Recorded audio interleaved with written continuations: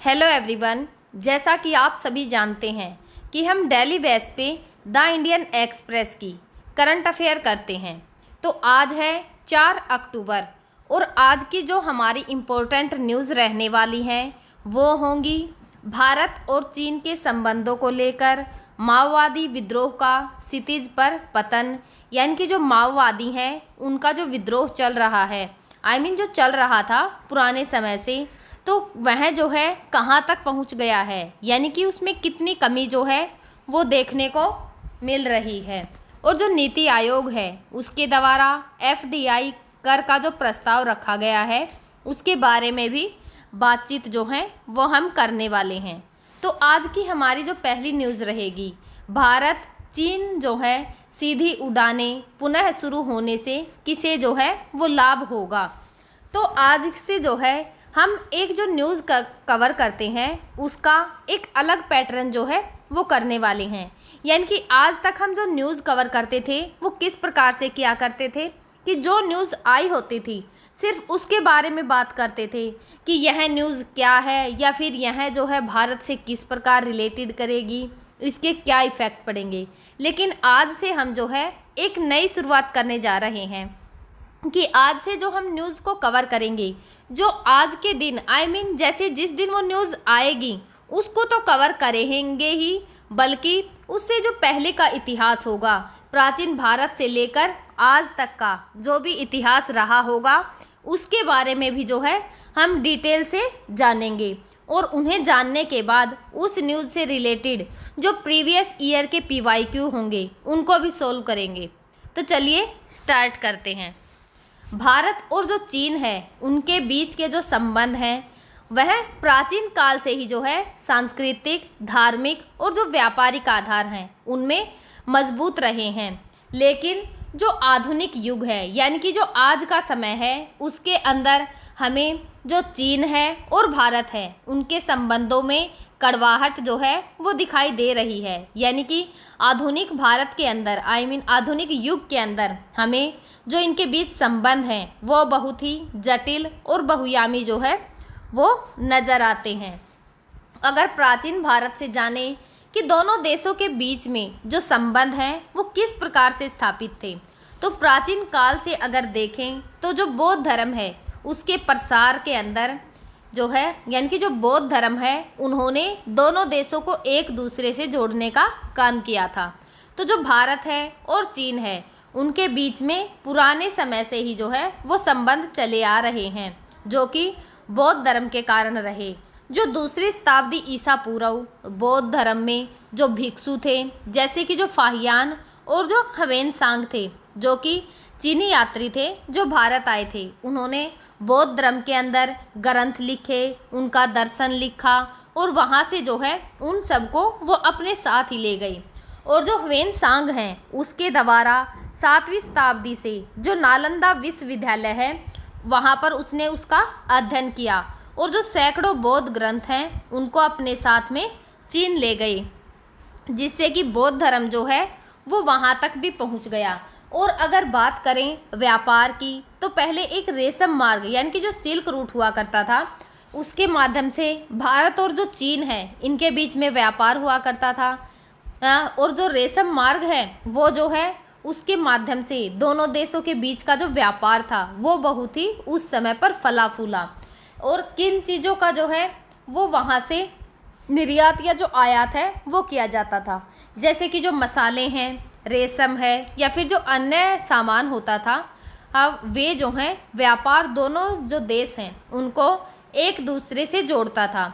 और जो सांस्कृतिक आदान प्रदान की बात करें तो जैसे कि जो भारतीय कला है, वास्तुकला है या फिर जो भाषा है, यानी कि जो संस्कृत भाषा हुआ करती थी होती है, उसने चीनी जो संस्कृति है उसको प्रभावित किया।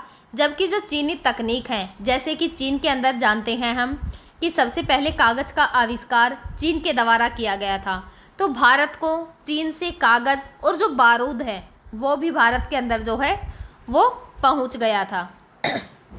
सॉरी। और अगर बात करें मध्यकाल में कि मध्यकाल के माध्यम से जो चीन और भारत है उनके संबंधों में किस प्रकार से संबंध देखे गए, तो मध्यकाल में जो इस्लामी आक्रमण थे और जो मंगोल विस्तार थे, उनके कारण भारत और जो चीन है उनके बीच में प्रत्यक्ष संपर्क को कम कर दिया था। लेकिन जो व्यापार या फिर जो तीर्थ यात्राएं होती थी, उनके माध्यम से कुछ हद तक जो ये संबंध है वो बने रहे थे। और अगर बात करें तो इसका जो प्रमुख कड़ी जो है उस समय पर क्या थी, जो कि भारत और जो चीन है उनको आपस में जोड़े हुए थी। तो जो तिब्बत है वह उस समय पर एक कड़ी का काम जो है वो कर रही थी, भारत और चीन की जो सांस्कृतिक है उस रूप से जोड़ने के लिए। और अगर बात करें आधुनिक काल की, तो जो आधुनिक काल है उसमें जो औपनिवेशिक दौर था, यानी कि जो ब्रिटिश काल था, जब ब्रिटिशों का भारत में जो है राज चलता था, उस समय से जो है किंग जो राजवंश थे वो उस समय पर बहुत ही कमज़ोर होने के कारण दोनों देशों के बीच के जो संबंध थे वो जो है सीमित ही रह गए थे, यानी कुछ जो है कुछ ही हद तक जो है उनके संबंध बचे थे। लेकिन अगर बात करें 19वीं सदी में जो अफीम है या फिर जो युद्ध हैं, उनके दौरान ब्रिटिशों के भारत से जो अफीम है उसका निर्यात चीन को प्रभावित जो है वो कर रहा था।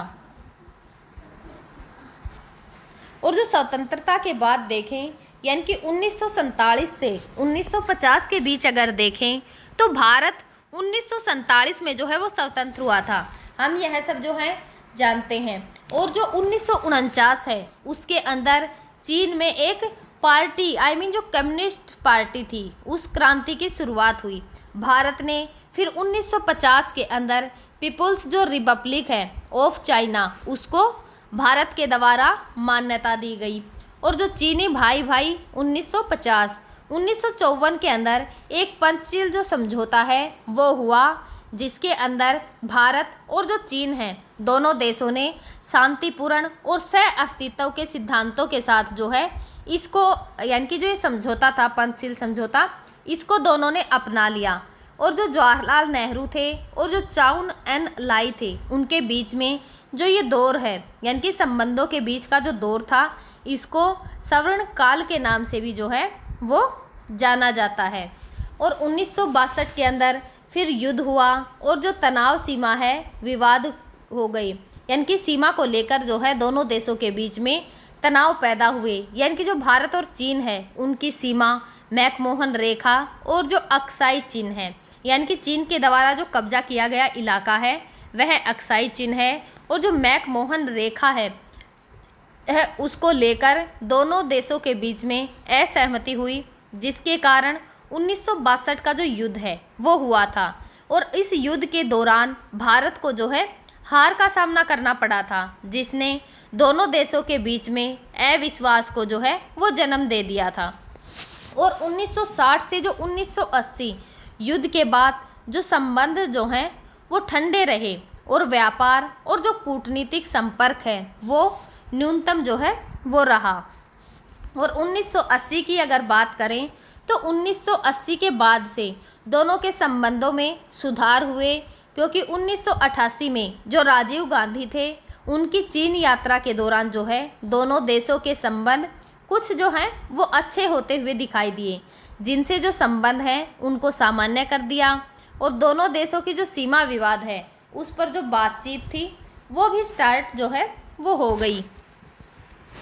और आर्थिक सहयोग की बात करें तो 1990 का जो दशक था उसके अंदर भारत और जो चीन है उनके बीच में व्यापार जो है वो बढ़ गया।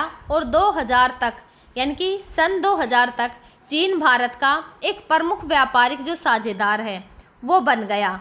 और दोनों देशों के बीच में एक कूटनीतिक मंच, जैसे कि जो ब्रिक्स सम्मेलन होता है, एससीओ का सम्मेलन होता है, या फिर अन्य जो अंतर्राष्ट्रीय मंच हैं उन पर भारत और जो चीन है उन्होंने एक दूसरे के साथ सहयोग को जो है वो आगे बढ़ाया।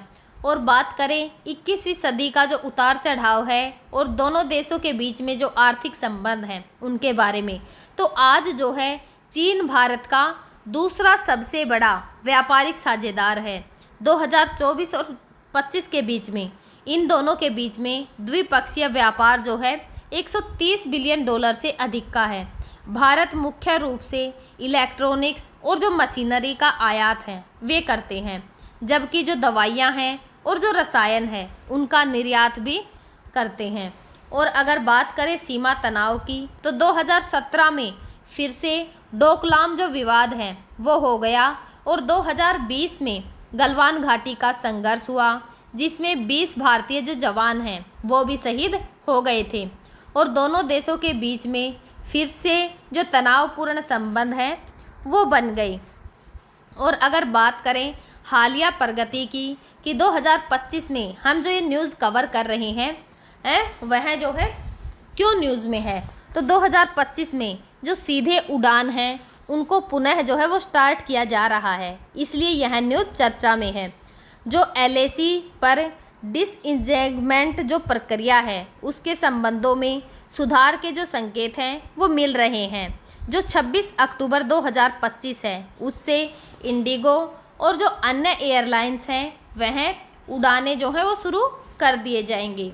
और जो व्यापारी और व्यवसायी हैं यानी कि जो ये उड़ान होंगी इनसे जो है क्या क्या सुविधाएं प्राप्त होने वाली हैं, तो सीधी उड़ानों से जो यात्रा है उसके अंदर टाइम जो है वो बचेगा, लागत जो है वो कम हो जाएगी, जिससे जो भारत और चीन है इनके बीच में व्यापार की जो वार्ताएं हैं वो होंगी, साझेदारी और जो निवेश है वो आसान हो जाएगा। दोनों देशों के बीच में व्यापार जो है वर्तमान में अरबों डॉलर का जो है वो चल रहा है और इन दोनों के बीच में एक कनेक्टिविटी जो है उसे और भी बढ़ावा जो है वो दे देगी। तो जो पर्यटन और जो यात्राएं करने वाले यानी कि पर्यटक होंगे उनको इससे क्या फ़ायदा होगा, जो ये कनेक्टिंग फ़्लाइट है हांगकांग, सिंगापुर या फिर जो दुबई के रास्ते हैं उनकी बजाय सीधे उड़ानें सुविधाजनक और सस्ती होंगी। यानी कि एक तो जो है हम कहीं जा रहे हैं, हमें कोई सीधा रास्ता मिल जाए, हम वहाँ से सीधे चले जाएं। दूसरा क्या हो कि हमें जो है वो घूम घूम के जाना पड़े, तो हम जल्दी किससे पहुँचेंगे, सीधे रास्ते से पहुँचेंगे। दूसरा अगर हम यानी कि कोई साधन लेके जा रहे हैं यानी कि कोई व्हीकल लेके जा रहे हैं तो उसके अंदर फ्यूल भी लगेगा, अगर ज़्यादा दूरी तय करेंगे तो फ्यूल जो है वो अधिक लगेगा। तो इसी प्रकार से जो है जो ये सीधी उड़ानें हो जाएंगी, इससे जो है यानी कि ये उड़ानें जो हैं वो सस्ती हो जाएंगी और भारत के जितने भी पर्यटक अभी भी जो पूरा कोविड स्तर है यानी कि 11.5 मिलियन जो पर्यटक हैं इससे पीछे रह गई हैं और यह जो है इन्हें यानी कि जो पर्यटक हैं उनको बढ़ावा मिलेगा। और जो पर्यटक और उद्योग हैं यानी कि दोनों देशों के बीच में जो पर्यटन है उसको इनसे बढ़ावा मिलेगा, खासकर जो अवकाश और जो मेडिकल के जितने भी पर्यटक जो हैं उन एरिया में। और अगर बात करें कि शिक्षा और जो छात्र हैं भारतीय वे चीन में जो अध्ययन करने वाले हजारों जितने भी भारतीय छात्र हैं उनको आसान यात्रा का लाभ मिल जाएगा। पहले क्या होता था कि जो कनेक्टिविटी जो है फ़्लाइट से समय और जो खर्च होता था वो बहुत ज़्यादा हो जाता था और जो शैक्षिक संस्थान हैं यानी कि जो छात्र हैं वो विनिमय के जो कार्यक्रम हैं इनसे वो भी मजबूत हो जाएंगे। तो जो ये न्यूज़ थी इससे रिलेटेड अब जो है हम प्रीलियम के जो क्वेश्चंस हैं उनको सॉल्व करने की कोशिश करेंगे। तो चलिए जो क्वेश्चन है कि निम्नलिखित में से कौन सा भारत और जो चीन है उनके बीच में विवादित स्थल नहीं है। पहले क्वेश्चन को अच्छे से देखना है, यहाँ पर पूछा है कि नहीं है। हमने डोकलाम के बारे में बात की, गलवान घाटी के बारे में बात की, देपसांग मैदान के बारे में बात की, तो बचा क्या, बचा लिपुलेख दर्रा। तो इसका जो आंसर है वो होगा लिपुलेख दर्रा, क्योंकि जो लिपुलेख दर्रा है वो भारत और चीन के बीच में जो है वो विवादित नहीं है बल्कि नेपाल और भारत के बीच में विवादित है। तो इससे रिलेटेड यानी कि जो न्यूज़ हमने कवर की है इससे रिलेटेड जो मेंस का PYQ है अगर उसे देखें तो भारत और जो चीन है इनके बीच द्विपक्षीय जो मुद्दे हैं उन पर चर्चा जो है वो करनी है। यानी कि जैसे हमने जो है वो पढ़ा कि जैसे गलवान घाटी है या फिर जो विवाद हुए हैं उन विवादों के बारे में जो है इस न्यूज़ के बारे में हमें जो है इस क्वेश्चन में बताना है। तो जाहिर सी बात है कि आप सभी जो हैं इसको लिखने का प्रयास करेंगे। आज की जो हमारी दूसरी न्यूज़ रहेगी, क्षितिज पर लाल सूर्यास्त, यानी कि 2025 तक 270 जो नक्सलवादी हैं वो मारे जा चुके हैं और 680 जो हैं वो गिरफ्तार किए जा चुके हैं और 1200 जो 25 हैं उन्होंने अपने आप को जो आत्मसमर्पण होता है वो कर दिया है। और जो माओवादी विद्रोह हैं जो कि कभी कभी जो है स्टार्टिंग में यह 180 जिलों में हमें देखने को मिलता था, यानी कि इससे प्रभावित जो ज़िले हुआ करते थे पहले वो 180 हुआ करते थे। और अगर आज की बात करें तो अब जो है केवल 38 जिलों तक ही जो है जो माओवादी हैं उनके जो विद्रोह हो रहे हैं वो सीमित रह गए हैं। तो बात करते हैं जो ये न्यूज़ है इसकी पृष्ठभूमि की, यानी कि जो ये विद्रोह हैं कब से स्टार्ट हुए थे, क्यों स्टार्ट हुए थे, किस कारण हुए थे। तो चलिए जानते हैं। तो 1960 के समय जो नक्सलवादी या फिर जो आसपास के इलाके हुआ करते थे उनमें सामंतवादी जो व्यवस्था है वो प्रबल थी, यानी कि उस समय पर जो ब्राह्मण होते थे वह जो है प्रचलित थे, या फिर देखें तो जो जमींदार होते थे उनका वर्चस्व था। तो जो अधिकांश भूमि हुआ करती थी वो जमींदारों के पास या फिर जो बड़े किसान होते थे उनके पास हुआ करती थी, जबकि जो आदिवासी या फिर जो छोटे किसान हैं या फिर भूमिहीन मजदूर, यानी कि जिनके पास भूमि नहीं थी, तो क्या होता था कि उनका शोषण किया जाता था और वे गरीबी का शिकार हो जाते थे। फसलों का जो है असमान बंटवारा किया जाता था, यानी कि जो बटाईदारी होती है उसकी प्रथा प्रचलित थी, यानी कि जो जमींदार होते थे उनके खेतों में काम जो है एक छोटा किसान करता या फिर जो भूमिहीन मजदूर है वो वहाँ पर काम करता। लेकिन जब फसल लेने का समय आता तो उस समय पर जो जमींदार होते थे वो क्या करते थे कि सामान को अपने घर रखवा लेते थे, फिर जितना भी अनाज हुआ करता था उसके बंटवारा किया जाता था, यानी कि अगर खेत के अंदर 4 जो बोरी अनाज की हुई हैं तो उन्हें सिर्फ 1 बोरी जो है वो अनाज की दी जाती थी और 3 बोरियां वो खुद ही अपने पास जो है वो रख लेते थे, जिससे कि जो जमींदार होते थे जो जमींदार हैं उनके द्वारा आम लोगों का उत्पीड़न किया जाता था। और अगर बात करें राजनीतिक संबंध की तो जो उस समय पर भारत के अंदर कम्युनिस्ट जो आंदोलन है वो 2 धड़ों में बटा हुआ था। एक तो भारतीय जो कम्युनिस्ट पार्टी थी यानी कि जो CPI था, और दूसरा मार्क्सवादी जो कम्युनिस्ट पार्टी थी यानी कि जो CPIM थी। तो कुछ कट्टरपंथी कम्युनिस्ट नेता थे, उनका मानना था कि सुधारवादी और जो संसदीय रास्ते हैं वे सामाजिक अन्याय को ख़त्म करने में जो है वो नाकाफ़ी हैं, वो इसमें कामयाब नहीं हैं। वे माओ जो तय तंग की विचारधारा है उनके से प्रेरित थे, जो कि जो सशस्त्र क्रांति होती थी या फिर जो किसान मजदूर आंदोलन होते थे उन पर जो है जोर देते थे। और इससे हमें क्या प्रेरणा देखने को मिलती है कि जो माओवादी की जो विचारधारा थी, जो कि खासकर चीन की जो सांस्कृतिक क्रांति थी 1966 से 1976 तक, और जो वियतनाम का युद्ध था उसमें वामपंथी जो गुरीला युद्ध की पद्धति थी, जो कि उनकी सफलता ने नक्सलवादी के जो नेता थे उनको और अधिक प्रभावित जो है वो कर दिया। तो जो ये गुरीला युद्ध की पद्धति है हमें यानी कि इन्हें कहाँ से जो है वो मिली होगी, तो हमने जब पढ़ा था मेडिवल हिस्ट्री में कि जो मराठे होते हैं उनके द्वारा अपनाई गई जो पद्धति होती थी वो गुरीला पद्धति होती थी। गुरीला पद्धति का उपयोग किस प्रकार से किया जाता है कि अचानक से जो है किसी के ऊपर हमला कर दिया जाए और भागकर फिर छुप जाए। तो जो मराठा साम्राज्य था उसके अंदर इसका सबसे ज़्यादा उपयोग शिवाजी के द्वारा किया जाता था। इसीलिए आप सभी ने पढ़ा भी होगा कि जो शिवाजी हैं उसको पहाड़ी चूहिया के नाम से भी जो है इसीलिए ही जाना जाता है, क्योंकि वह अचानक से आक्रमण कर देता था और आक्रमण करने के बाद जिस पर आक्रमण किया जाता था उसको पता भी जो है वो नहीं लगता था कि वो जो है कहाँ पर चला गया।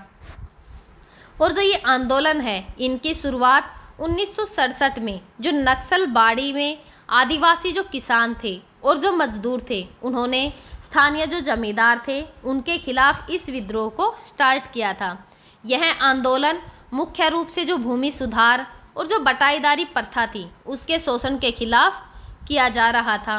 और इसके जो प्रमुख नेता थे वे चारू मजूमदार थे, जो कम्युनिस्ट क्रांतिकारी और जो नक्सलवादी के सैद्धांतिक आधार के मुख्य रचनाकार जो हैं थे। उन्होंने विनाश की जो रणनीति है उसकी वकालत की, जिसमें जो जमींदार थे या फिर जो वर्ग के शत्रु थे उनको हिंसक रूप से जो ख़त्म करने पर उनके द्वारा जोर दिया गया, और उन्होंने इसी जो धारा को प्रचलित जो है वो रखने को कहा।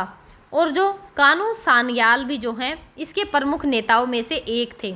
आंदोलन के जो संगठनात्मक अगर नेता देखें तो यही थे, जिन्होंने स्थानीय किसानों को जमींदारों के खिलाफ जो है वो एकजुट किया, और जो जंगल संथाल यानी कि जो संथाल थे, यानी कि संथाल जो जनजाति थी, उनके आदिवासी नेता थे, जिन्होंने स्थानीय जो समुदाय है उनको विद्रोह में शामिल कर लिया।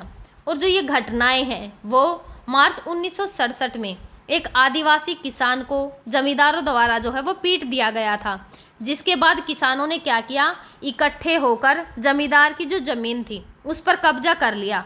फिर मई 1967 के अंदर पुलिस और जो विद्रोही थे उनके बीच में झड़पें होने लगी, और ये झड़प जो है ज़्यादा हिंसक हो गई, जिसमें बहुत से लोग मारे गए थे, और एक जो पुलिस इंस्पेक्टर है उसकी भी इसके अंदर हत्या कर दी गई थी। जो आंदोलन है, अगर इसके स्वरूप की जो रणनीति है उसके बारे में बात करें तो नक्सलवादी जो आंदोलन थे उन्होंने माओवादी जो गुरिल्ला पद्धति की रणनीति है उसको अपनाया, जैसा कि अभी हमने पढ़ा।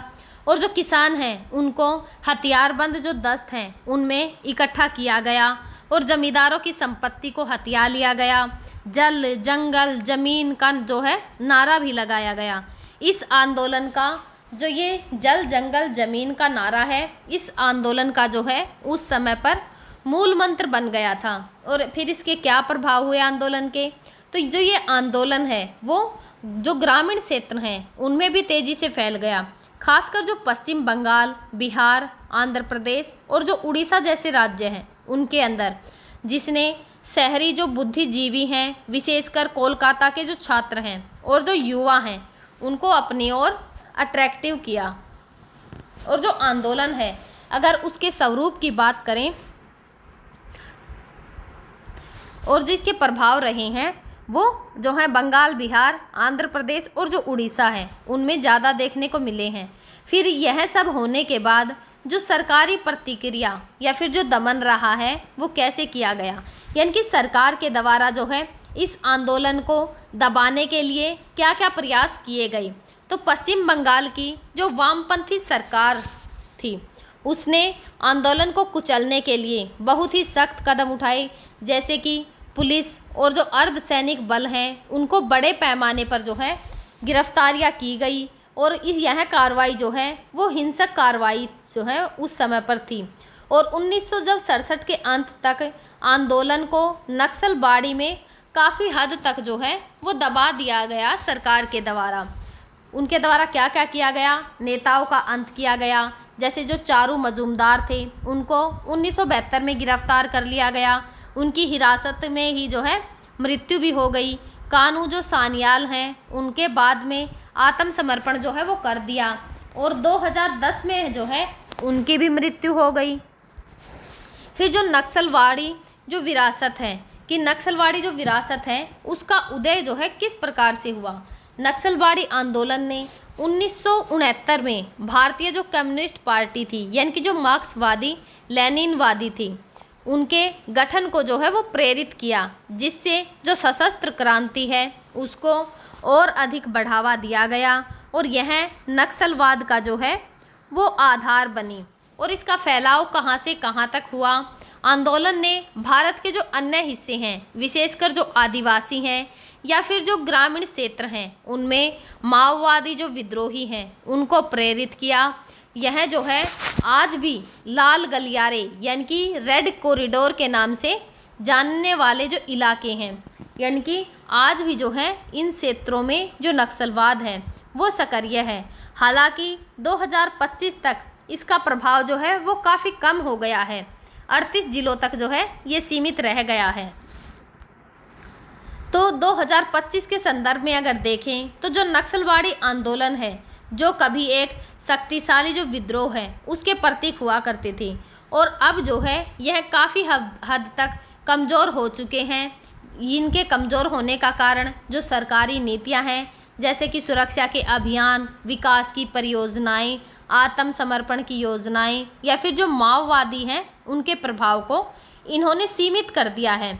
फिर भी जो नक्सलवादी आंदोलन है उसका ऐतिहासिक महत्व जो है वो बना हुआ है, क्योंकि इसने भारत में जो सामाजिक आर्थिक असमानताएं हैं और शोषण है उनके खिलाफ में एक क्रांतिकारी जो आवाज़ है वो उठाई। और अगर देखें तो 2025 तक 270 जो नक्सलवादी हैं नक्सली हैं वे मारे जा चुके हैं। 680 की गिरफ्तारी हो गई है और 1225 के करीब आत्मसमर्पण कर चुके हैं। और भारत में जो माओवादी विद्रोह हैं उनके खिलाफ सुरक्षा बलों की जो कार्रवाइयाँ हैं वो काफ़ी प्रभावी रही हैं। यह विद्रोह जो है कभी 180 जिलों के अंदर जो है वो फैला हुआ था और अब यह केवल 38 जिलों तक सिमट कर रह गया है, जो कि इसकी घटती जो ताकत है और जो इसके प्रभाव हैं उनको दर्शाता है।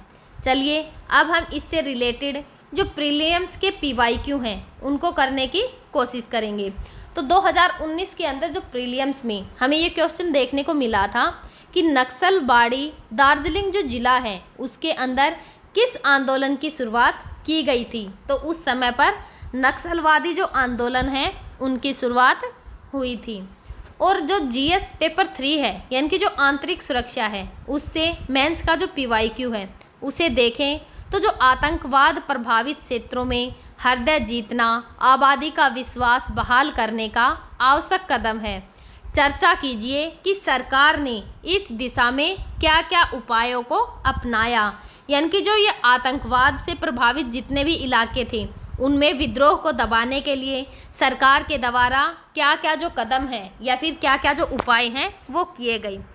तो आप जो है इस क्वेश्चन को लिखने का जो है वो प्रयास करेंगे।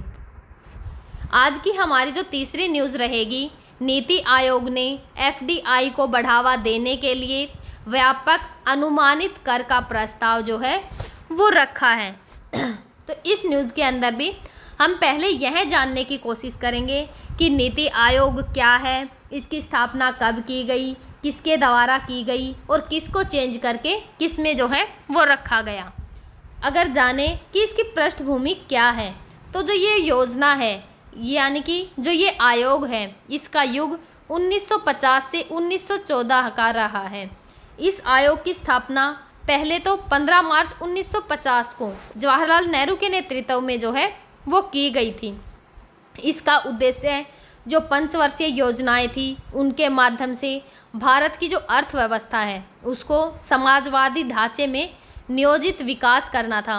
यानी कि जब हमारा भारत आज़ाद हुआ तो भारत की कंडीशन जो है उस समय पर बिल्कुल भी जो है वो अच्छी नहीं थी, क्योंकि जो अंग्रेज़ थे उनके द्वारा भारत को इतना लूट लिया गया था, या फिर जो भारत के जितने भी कामगार थे उनकी जो इनकम है वो इस समय पर जीरो रह गई थी।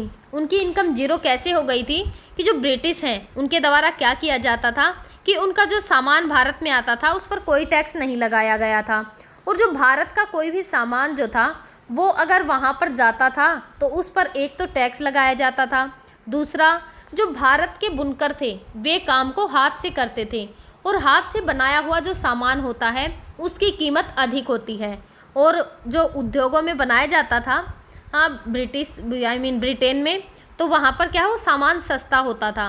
और भारत के अंदर भी जो है कि अगर सस्ता सामान मिलेगा तो जो बुनकर हैं उनके महंगे सामान को कौन खरीदेगा। तो स्थिति जो है वो बहुत ही ख़राब हो गई थी जब भारत आज़ाद हुआ उस समय तक। तो जो जवाहरलाल नेहरू है इनके जो नेतृत्व में ये योजना जो है वो बनाई गई थी, जो कि भारत की जो अर्थव्यवस्था है उसको समाजवादी ढांचे में इसका विकास करने के लिए। तो इसके जो कार्य हैं वो क्या थे कि संसाधनों का आवंटन करना, आर्थिक नीतियों का निर्माण करना, जो भी राज्य हैं उनके अंदर योजनाओं का मार्गदर्शन करना। लेकिन जहाँ पर कुछ नीति बनाई जाती है तो साथ साथ आलोचनाएं भी की जाती हैं, जैसे कि समय के साथ जो ये योजना है आयोग पर केंद्रीकृत जो दृष्टिकोण है, जैसे कि नौकरशाही हुई, लचीलापन की कमी देखने को मिली, तो इस पर जो है ऐसे आरोप लगने लगे। फिर वैश्वीकरण और जो निजी एरिया के अंदर उदय के बाद यह पुराने ढांचे में जो है अप्रासंगिक होने लगी। फिर जो नीति आयोग है उसके द्वारा नीति आयोग की जो स्थापना की गई। नीति आयोग की स्थापना करने के लिए 65 वर्ष की जो पहले की योजना थी उसको बदल दिया गया। जो नरेंद्र मोदी हैं प्रधानमंत्री जो नरेंद्र मोदी हैं उन्होंने जो है 2015 में इसकी स्थापना की। 1 जनवरी 2015 को एक कैबिनेट के प्रस्ताव के माध्यम से जो है इस आयोग की स्थापना की गई। तो हमें जो आयोग देखने को मिलते हैं वो 2 तरह के देखने को मिलते हैं, एक संवैधानिक, वैधानिक और गैर संवैधानिक। यानी कि जो संवैधानिक होते हैं उनका जिक्र हमें संविधान के अंदर किसी ना किसी अनुच्छेद के अंदर या फिर पृष्ठ के अंदर जो है वो देखने को मिलता है। और जो वैधानिक होते हैं उनको जैसे कि जो संसद के जो दोनों सदन हैं उनमें पारित किया जाता है, उस कानून को फिर लागू किया जाता है। लेकिन जो ये हमें नीति आयोग है ये ना तो संवैधानिक है और ना ही वैधानिक, यह गैर वैधानिक है। यह कदम भारत की जो बदलती आर्थिक ज़रूरत या फिर जो सहकारी संघवाद था उसको बढ़ावा देने के लिए उठाया गया था। और जो इस नीति के उद्देश्य क्या थे कि नीति का निर्माण करना, परामर्शी भूमिका निभाना, राज्य और जो केंद्र हैं उनके बीच में सहयोग को बढ़ावा देना, सतत विकास करना, नवाचार, प्रतिस्पर्धी संघवाद को बढ़ावा देना, लंबे समय की रणनीतियाँ बनाना और जो विजय वर्जन है उसको तैयार करना। जैसे कि जो 15 वर्षीय विजन है, 7 वर्षीय रणनीति है या फिर 3 वर्षीय जो कार्य है उसका एजेंडा है। तो अगर जाने तो जो नीति आयोग जिसके बारे में हम पढ़ रहे हैं तो इसका मीनिंग क्या है, तो नीति का मतलब होता है national institute for transforming India, जो भारत के लिए परिवर्तनकारी विकास पर जोर देता है। और इसकी जो संरचना है यानी कि इसके अध्यक्ष जो हैं वो कौन होते हैं, इसके अध्यक्ष भारत के प्रधानमंत्री यानी कि वर्तमान में जो प्रधानमंत्री हैं वो नरेंद्र मोदी हैं। तो अब इसके अध्यक्ष कौन हैं, प्रधानमंत्री नरेंद्र मोदी। और इसके जो उपाध्यक्ष हैं वे पूर्णकालीन कार्यकारी जो नीति निर्माण है उसका नेतृत्व करता है। और अगर बात करें कि इसके प्रथम उपाध्यक्ष कौन थे तो वे अरविंद पनगडिया थे। और वर्तमान में सुमन बेरी जो हैं इसके उपाध्यक्ष हैं। और जो शासी परिषद है उसे देखें तो जितने भी राज्य हैं उनके मुख्यमंत्री और जो केंद्र शासित प्रदेश हैं उनके उपराज्यपाल शामिल होते हैं। पूर्णकालीन जो सदस्य होते हैं वो विभिन्न जो क्षेत्र हैं उनके विशेषज्ञ होते हैं। विशेष आमंत्रित जो सदस्य हैं वो केंद्रीय जो मंत्री होते हैं और जो विशेषज्ञ होते हैं उनको शामिल जो है वो किया गया। 2015 और 2016 के बीच में जो प्रारंभिक ढांचा नीति आयोग है इसने योजना आयोग की टॉप डाउन की जो नीति है उसको भी समाप्त कर दिया। और जो राज्य हैं उनके साथ परामर्शी का जो दृष्टिकोण है वो अपना लिया। पहले इस आयोग के अंदर जो है सिर्फ एक अध्यक्ष हुआ करता था, फिर बाद में जो है इसके अंदर 2 को और जोड़ा गया, लेकिन फिर जो है उन्हें फिर से हटा दिया गया, 2 को फिर से 1 रह गया। लेकिन जब भारत में जो वोट डालने की आयु सीमा थी उसको जो है 21 से 18 किया गया, तो उस समय पर जो है वो संख्या बहुत बड़ी हो गई। तो उस समय पर फिर से 2 को जो है वो नियुक्त किया गया। आज के समय में जो है हमें 3 अध्यक्ष जो हैं वो देखने को मिलते हैं। तो जो टीम इंडिया है वह हब और जो जान हब है उसकी स्थापना की गई। इसका पहला कार्य था 5 वर्षीय योजनाओं को समाप्त करके 15 वर्षीय विजन दस्तावेज पर काम को शुरू करना। और 2018 और जो 2020 है उसकी नीतिगत सुधार सतत का जो विकास का लक्ष्य है, यानी कि जो SDG का जो इंडेक्स है यानी कि राज्य और जो केंद्र शासित प्रदेश हैं उनकी प्रगति को मापने के लिए जो है इसको बनाया गया। हेल्थ का इंडेक्सन, स्कूली शिक्षा उसकी गुणवत्ता का इंडेक्स और जो वाटर मैनेजमेंट का इंडेक्स जैसे जो उपकरण हैं उनका विकास। और जो डिजिटल इंडिया या फिर जो मेक इन इंडिया की जो पहल है उसके लिए नीतिगत सुझाव देना। और 2020 से 2023 तक यानी कि जो कोविड-19 का समय था उस पर आर्थिक इसका पुनरुद्धार। नीति आयोग के द्वारा कोविड-19 महामारी के दौरान स्वास्थ्य और जो आर्थिक नीतियां हैं उनमें समन्वय जो है वो किया गया। और आत्मनिर्भर भारत का जो अभियान है उसके तहत नीति के सुझाव दिए गए, जैसे कि PLI means production linked incentive scheme, जो नवीकरणीय ऊर्जा है और जो हरित अर्थव्यवस्था है उस पर जो है इसका मुख्य फोकस रहा। और 2024 और 2025 की बात करें तो जो नवीनतम विकास FDI का जो प्रस्ताव है वो 2025 के अंदर यानी कि जो नीति आयोग ने जो है वो अनुमानित कर दिया कि जो व्यवस्था है इसका प्रस्ताव दिया, जिसका उद्देश्य कर विवादों को कम करना या फिर प्रत्यक्ष जो विदेशी निवेश है यानी कि जो FDI है उसको बढ़ावा देना रहा। जो विकसित भारत की 2047 तक का जो लक्ष्य रखा गया है कि भारत को 2047 तक विकसित अर्थव्यवस्था बनाने का विज़न। तो 10 वर्षीय समीक्षा यानी कि 2025 में नीति आयोग ने अपनी स्थापना के 10 वर्ष पूरे किए और इसकी भूमिका को और मजबूत करने पर जो है वो जोर दिया गया। और जो नीति आयोग है उसको योजना आयोग में अंतर दृष्टिकोण जो है उसे देखें तो योजना आयोग टॉप डाउन था, नीति आयोग का बॉटम अप और जो सहकारी संवाद है उस पर यह आधारित था। जो ये कार्य है योजना आयोग का फंड आवंटन करना यानी कि इसके द्वारा कौन कौन से काम किए जाते हैं, तो जो योजना आयोग है उसके लिए फंड का आवंटन करना, जबकि जो नीति आयोग है दोनों के बीच में डिफरेंस कर रहे हैं हम। आयोग नीति सलाह देता था और नवाचार पर केंद्रित था। और अगर इसके लचीलेपन को देखें तो नीति आयोग जो है वो निजी क्षेत्र के अंदर स्टार्टअप और जो वैश्विक रुझान है उनके साथ अधिक लचीला है। और जो इसकी संरचना है नीति आयोग में शासी परिषद और जो क्षेत्रीय परिषदें हैं और जो राज्य हैं उनको अधिक भागीदारी जो है इनके द्वारा दी जाती है। और जो इसकी प्रमुख उपलब्धियां हैं कि जो एसिप्रेशन जो डिस्ट्रिक्टेशन प्रोग्राम है जैसे कि स्वास्थ्य, शिक्षा, बुनियादी ढांचे में सुधार, ISDG इंडेक्स, राज्यों के बीच में जो प्रतिस्पर्धा होती है और जो प्रगति होती है उसको मापने का उपकरण।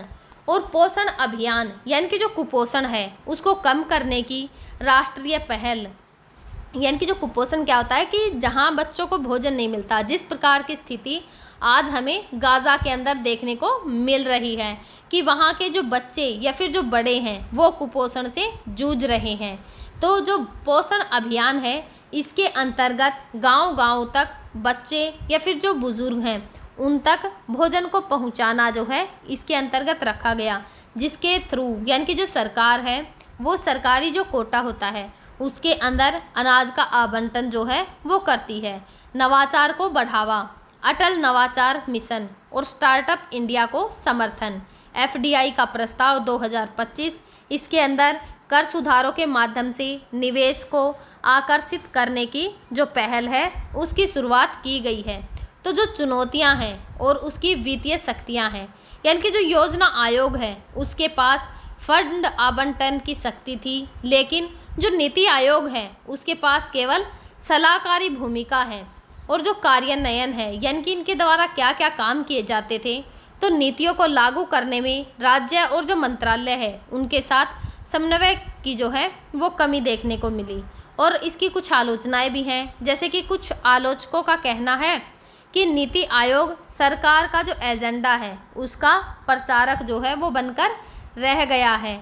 जो नीति आयोग है, अगर जो ये न्यूज़ चर्चा में क्यों है उसे देखें तो नीति आयोग के द्वारा हाल ही में यानी कि 3 अक्टूबर 2025 को अपनी टैक्स पॉलिसी की जो वर्किंग पेपर सीरीज़ 1 है उसमें विदेशी निवेशकों के लिए एक वैकल्पिक अनुमानित जो कर है उसकी व्यवस्था का व्यापक प्रस्ताव रखा गया है, जिसका उद्देश्य विदेशी कंपनियों के लिए कर की अनिश्चितता और जो दूर करना है, यानी कि जितने भी अनिश्चितताएं हैं उनको दूर करना, विवादों को कम करना, प्रत्यक्ष जो विदेशी निवेश है उसको आकर्षित करना। जो नीति आयोग है इसके CEO BVR जो सुब्रमण्यम है उनके द्वारा रिपोर्ट जारी की गई है और कहा गया है कि जो अनिश्चितता निवेश है उसके लिए बहुत ही हानिकारक है और इसके लिए एक वैकल्पिक जो अनुमानित कर